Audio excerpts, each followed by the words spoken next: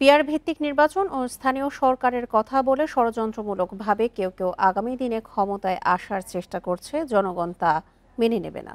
বিএনপির স্থায়ী কমিটির সদস্য অধ্যাপক AZM জাহিদ হোসেন এক অনুষ্ঠানে এই মন্তব্য করেছেন।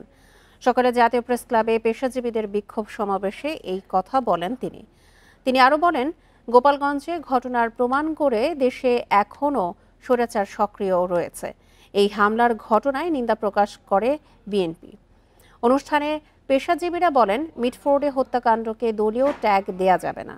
অন্যায় যারা করবে তাদের আইনের আওতায় আনা সরকারের দায়িত্ব।